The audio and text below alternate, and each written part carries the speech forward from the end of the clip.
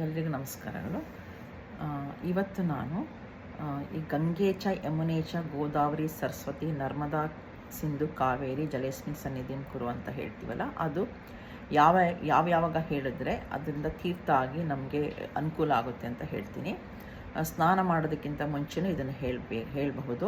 ನೀವು ಬಕೆಟು ಮಗ್ಗು ಯೂಸ್ ಮಾಡಿದ್ರೆ, ಅದು ಚಂಬು ಯೂಸ್ ಮಾಡಿದ್ರೆ, ಅದರಲ್ಲಿ ಆ ನೀರಿನ ಮೇಲೆ ಇದು ಆಕಾಶ ತತ್ವದ ನೀರು ಕೈ ಇಟ್ಬಿಟ್ಟು ಹೀಗೆ ಈ ಕಡೆ ಈ ಲೆಫ್ಟ್ ಇದು ರೈಟ್ ಹ್ಯಾಂಡ್ ಹೀಗಿಟ್ಟು ಇದನ್ನು ಹೀಗಿಟ್ಬಿಟ್ಟು ಆ ನೀರ ಮೇಲೆ ನೀವು ಗಂಗೆ ಚ ಯಮುನೆ ಚ ಗೋದಾವರಿ ಸರಸ್ವತಿ ನರ್ಮದಾ ಸಿಂಧು ಕಾವೇರಿ ಜಲೇಸ್ಮಿನ್ ಸನ್ನಿಧಿಂ ಕುರು ಅಂತ ಹೇಳ್ಬಿಟ್ಟು ಇದು ಮಾಡ್ಬೋದು, ಸ್ನಾನ ಮಾಡ್ಬೋದು.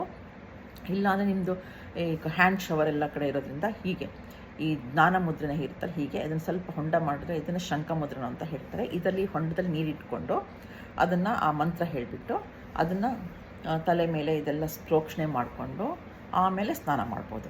ಇದು ಒಂದು. ಮತ್ತು ಸ್ನಾನ ಆದಮೇಲೆ ನೀರು ಕುಡಿಯೋದ್ರಲ್ಲಿ ನಾವು ನೀರು ಕುಡಿತೀವಲ್ಲ, ಅದಕ್ಕೂ ಕೂಡ ಇಟ್ಕೊಂಡ್ಬಿಟ್ಟು ಇದನ್ನು ಶ್ಲೋಕ ಹೇಳಿಬಿಟ್ಟು ಕುತ್ಕೊಂಡು ಕುಡಿಬೇಕು. ಆವಾಗಲೂ ಅದು ತೀರ್ಥ ಆಗುತ್ತೆ. ಆಮೇಲೆ ದೇವರಿಗೆ ಸಮರ್ಪಣೆ ಮಾಡ್ತೀವಲ್ಲ, ನಾವು ನೀರನ್ನು ಇಡ್ತೀವಲ್ವ ಒಂದು ಚೊಂಬು ಅಥವಾ ಕೊಡದಲ್ಲಿ ಪಾಟಲ್ಲಿ, ಅದಕ್ಕೂ ಕೂಡ ಇದನ್ನು ಹೇಳಿ ಇಟ್ಟರೆ ಅದು ತೀರ್ಥ ಆಗುತ್ತೆ.